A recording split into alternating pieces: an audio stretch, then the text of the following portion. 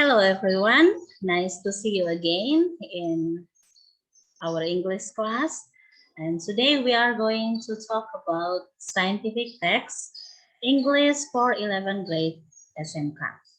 Selamat ketemu kembali semuanya di kelas bahasa Inggris kita, dan kali ini kita akan membahas mengenai scientific text, materi bahasa Inggris untuk siswa kelas 11 SMK. Okay, so as usual, there are some things that we are going to discuss related to scientific text. Let's start now. So the points of our discussion for today is we are going to talk about the definition, purpose, parts, structure, characteristics, and kinds of scientific text.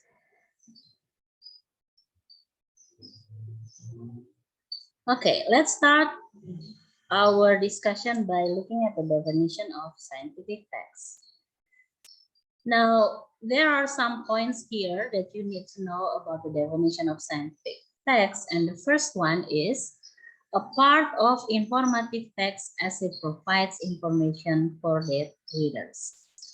Jadi scientific text ini pada poin pertama dari definisinya mengatakan bahwa ini adalah bagian dari sebuah teks yang bersifat informasi yang menyediakan informasi bagi pembacanya. The second point is scientific writing is writing that follows certain characteristics, allowing scientists to communicate with each other easily to spread ideas, findings, and discoveries. Jadi penulisan yang bersifat ilmiah atau scientific writing itu ditulis dengan mengikuti karakteristik tertentu, memungkinkan para ilmuwan untuk mengkomunikasikan atau berkomunikasi dengan satu sama lainnya secara mudah untuk menyebarkan ide, temuan, maupun penemuan-penemuan baru. And the last point says that written texts that contain information related to concept, theories, or other series of topics that are based on scientific knowledge, which is why they are written following a specialized technical language for the audience to which they are addressed. Jadi scientific text itu dapat pula didefinisikan sebagai teks tertulis yang mengandung informasi yang berhubungan dengan konsep, teori, ataupun rangkaian topik yang didasarkan pada pengetahuan ilmiah yang menjadi penyebab mengapa mereka ditulis mengikuti specialized technical language ya, atau bahasa maupun istilah-istilah teknis tertentu untuk audiens atau pembaca kepada siapa teks itu ditujukan. So those 3 points are the definition of scientific text. To make it simple, untuk memudahkannya, scientific text itu adalah tulisan ilmiah yang biasanya dibuat oleh para ilmuwan untuk menyebarkan ide, temuan, ataupun hal-hal baru yang berkaitan dengan ilmu pengetahuan. Dan karena ini sifatnya adalah ilmiah, maka informasi yang disampaikan pun itu biasanya menggunakan istilah-istilah khusus sesuai dengan bidang keilmuan yang dibahas. Nah, the next point is the purpose of scientific text. We have 2 points here related to the purpose of a scientific text. Jadi ada 2 poin tujuan di sini untuk scientific text. The first one is to discuss a scientific problem which forms the subject of their study. Jadi tujuan pertamanya adalah mendiskusikan masalah-masalah ilmiah yang membentuk subjek ataupun topik dari keilmuan tersebut. The second one is the clear, concrete, and precise transmission of information that gathers the result of the research related to a topic that links the scientific community and in the sense, the public that shares the interest. That is why it is built with a concrete vocabulary. Jadi tujuan daripada scientific text itu adalah untuk menyampaikan informasi secara clear, secara jelas, konkret, dan tepat yang berasal dari pengumpulan hasil dari sebuah penelitian. Penelitian yang berhubungan atau berkaitan dengan topik yang menghubungkan komunitas ilmiah itu, dalam hal ini orang-orang atau pembaca yang memiliki ketertarikan yang sama terhadap bidang tersebut. Makanya dikatakan bahwa sebuah scientific text itu dibangun atau build dengan vocab atau kosakata pilihan kata yang bersifat konkret. Okay, so now let's look at some parts of scientific text. So as usual, a text, just like any other text, a scientific text started with title. Jadi sekarang kita bahas mengenai bagian-bagian dari sebuah scientific text ya. Dan sebagaimana teks-teks lainnya, scientific text juga dimulai dengan adanya title atau judul yang tujuannya reflects the topic, menunjukkan topik pembahasan yang akan dibahas. The second one is abstract. So what is abstract? Abstract is a brief summary that introduces the topic. Jadi setelah ada judul, bagian kedua dari scientific text itu biasanya berupa abstrak yang merupakan summary atau ringkasan secara singkat yang memiliki atau yang tujuannya adalah memperkenalkan topik tersebut. Biasanya itu terdiri dari beberapa kalimat dalam sebuah paragraf pendek. Kemudian, the next one is introduction. It is a general perspective on the subject on which the development of the content will be focused is presented. Jadi bagian setelah abstrak disebut introduction atau pendahuluan yang merupakan sebuah pernyataan yang bersifat umum terhadap subjek yang akan dibahas atau topik yang akan dibahas yang kemudian pengembangannya itu akan dijelaskan kemudian.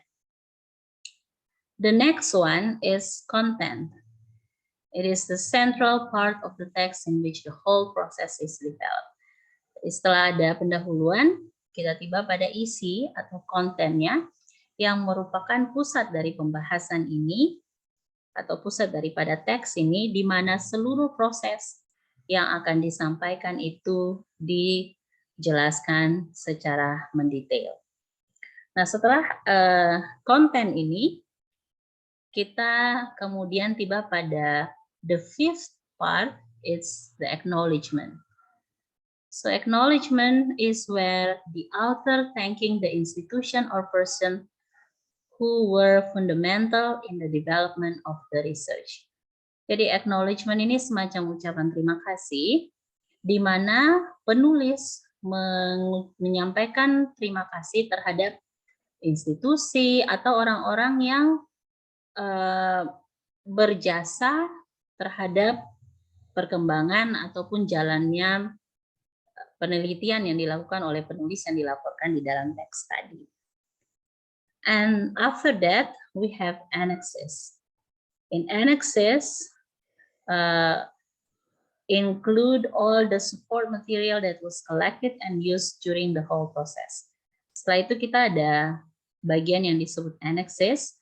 Di dalam bagian annexes ini, dia akan memasukkan segala materi-materi pendukung yang dikumpulkan sepanjang proses penulisan ini, bahkan proses penelitian yang menghasilkan penulisan ini dilakukan. Jadi itu bisa berupa gambar, tabel, ataupun teks-teks lain yang membantu penulis untuk melakukan baik penelitian maupun proses penulisannya. And then the last one is bibliography. It is where all the archival material consulted for the development and execution of process.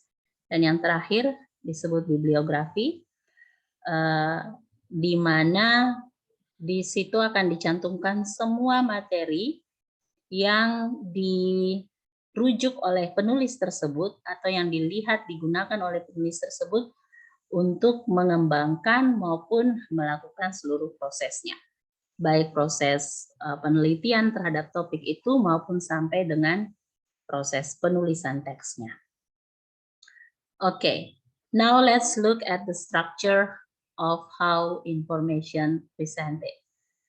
So we have 5 points here. The first one, kita lihat bagaimana strukturnya ya, structure atau bagian-bagian bagaimana caranya informasi tersebut kemudian disampaikan. The first one is generalization. Now, in generalization is the extension of clarification of main ideas through explanations or examples. Jadi, cara yang pertama adalah melakukan generalisasi, di mana ada sebuah pembahasan yang mengklarifikasikan ide-ide utama melalui penjelasan dan contoh-contoh. Jadi kalau kita menyampaikan informasinya secara generalisasi, itu berarti akan ada penjelasan yang disertai contoh.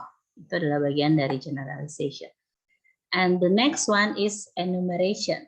Enumeration ini dilakukan dengan cara listing of facts atau disampaikan daftar-daftar dari fakta-fakta yang berkaitan dengan topik yang dibahas. The next one is sequence. Jadi pada bagian sequence ini informasi disampaikan sebagai series ya. Di sini dikatakan a concepting series of events or steps. Jadi informasi di dalam scientific text ini disampaikan secara sequence, artinya bahwa disampaikan per serinya atau dijelaskan per event, per kejadian atau per langkah-langkah. Informasi dapat pula disampaikan dengan cara classification, yaitu grouping items into classes. Jadi di samping 3 cara yang tadi bisa juga disampaikan dengan cara klasifikasi, di mana informasinya itu dikelompokkan berdasarkan kelas atau kriteria-kriteria tertentu. And the last one is comparison or contrast, where information presented by examining the relationship between two or more things. Jadi di cara yang kelima ini adalah menggunakan comparison and contrast. Jadi dibandingkan dan dihadapkan. Ini adalah cara di mana informasi tersebut disampaikan dengan memeriksa hubungan antara 2 atau lebih dari 2 hal. Jadi for example, when we talk about ants and termite. Jadi kalau misalnya disampaikan sebuah teks ilmiah tentang semut dan rayap. Nah, kedua spesies ini kemudian akan di-compare dan di-contrast. Mana yang maksudnya di-compare ya, dibandingkan dengan feature-feature tertentu maupun diperhadapkan kesamaan dan perbedaannya. So those are 5 style or 5 kinds of how information presented in scientific text. Jadi itu tadi 5 cara bagaimana caranya sebuah informasi disampaikan di dalam sebuah scientific text atau teks ilmiah. Bisa melalui generalization, enumeration, sequence, classification, and by doing comparison or contrast. The next is characteristic of scientific text. We can see here there are 5 important points. It has to be clear, concise, accurate, easy to read, and objective. What does it mean by being clear? Clear is do not use flowery and poetic words. It may turn into ambiguous meaning. Jadi karakteristik pertama dari sebuah scientific text itu dia harus clear atau jelas. Berarti ketika kita menyampaikan sebuah scientific text, kita tidak boleh menggunakan bahasa-bahasa yang berbunga-bunga atau memiliki makna atau kesan puitis. Karena nantinya penggunaan bahasa ini akan menyamarkan atau membuat makna dari sebuah kata atau kalimat itu menjadi rancu atau ambigu. Ya, tidak bisa diprediksi atau diperkirakan apa tujuan sebenarnya. The next one, a scientific text must be concise. Jadi harus singkat, concise ya. Dalam hal ini yang dimaksudkan dengan concise adalah do not include additional irrelevant information. Stick to the topic. Jangan kita memasukkan atau menambahkan informasi-informasi yang sifatnya tidak relevan atau tidak memiliki keterkaitan langsung dengan topik yang sedang dibahas. Jadi di akhir bagian penjelasan concise ini dibilang stick to the topic ya, tetap berfokus pada topik pembahasannya. The next one is accurate. Do not fabricate results. Do not make up information. Jadi sebuah scientific text ketika menyampaikan informasi itu harus bersifat akurat dan dapat dipertanggungjawabkan. Si penulis tidak boleh fabricate. Fabricate itu maksudnya memalsukan ataupun membuat hasil yang sifatnya dibuat-buat atau diadakan. Atau juga di sini dikatakan do not make up information. Jangan memberi informasi yang sifatnya itu tidak real atau tidak benar. Ya. Kemudian the next one is easy to read. Sebuah scientific text itu haruslah mudah dibaca. Artinya penulis diharapkan untuk do not confuse readers with your diction.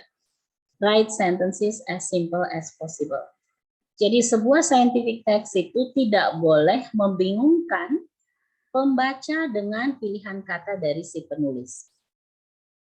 Penulis diharapkan untuk menulis kalimatnya ataupun informasi yang disampaikan itu di dalam sebuah kalimat yang sifatnya as simple as possible atau sesederhana mungkin. And the last one is objective. People have different opinion and perception. Universal language that everyone can agree on is a must. Jadi sifatnya adalah objektif. Objektif ini berdasarkan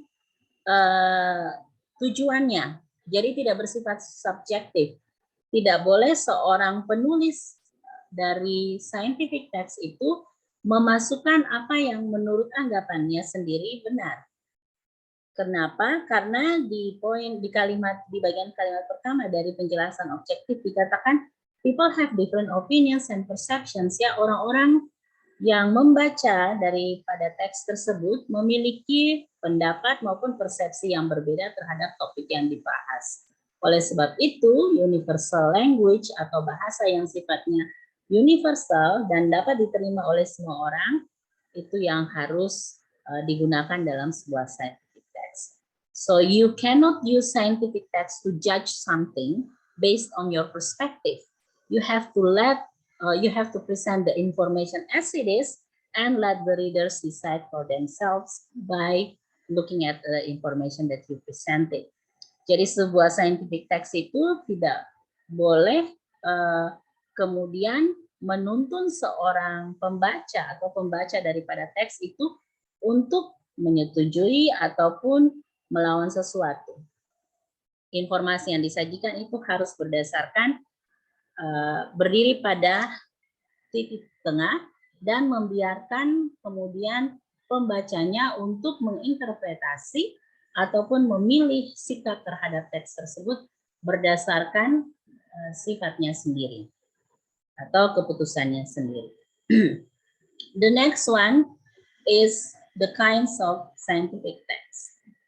So here we have 2 points. The first one is scientific texts belong to literary sector, such as the essay, the thesis, didactic books, encyclopedias, dictionary books, and scientific topics such as biology, etc. Jadi biasanya scientific text ini kita temukan pada bacaan-bacaan seperti contohnya dalam bentuk esai, tesis, kemudian buku-buku teks, lalu ensiklopedia, kamus juga merupakan bagian dari scientific text, dan buku-buku yang memiliki topik ilmiah seperti misalnya buku biologi, buku fisika, dan seterusnya. The second point is among these types of text, we can find scientific essay, scientific opinion or reports, didactic books, and manuals on medicine, physics, astronomy, reports of a scientific nature, written investigations within the scientific fields, diaries and annotations of the same nature, among others. Jadi, sebagaimana yang dijelaskan di poin pertama tadi, bentuk-bentuknya secara lebih spesifik bisa berupa esai-esai ilmiah, kemudian scientific opinions atau pendapat-pendapat ilmiah ataupun laporan-laporan, lalu manuals on medicine juga termasuk ya, jadi berupa manual atau buku panduan yang biasa digunakan di bidang kesehatan, fisika, astronomi, laporan dari kejadian-kejadian ilmiah, kemudian written investigation atau investigasi secara tertulis dalam sebuah bidang-bidang keilmiahan tertentu. So, everyone, we have already talked about scientific text. Ya, kita tadi sudah melihat mengenai bagaimana sebuah scientific text itu, mulai dari tujuan, kemudian definisi, kemudian tujuan, bagian-bagian, struktur bagaimana informasi dalam sebuah scientific text itu disampaikan, karakteristik atau ciri-cirinya, serta jenis-jenis scientific text yang bisa kita temukan ketika kita ingin melihat teks-teks ilmiah. Hopefully this is useful for you to understand more about scientific text. Thank you for your attention and see you next time. Goodbye, everyone.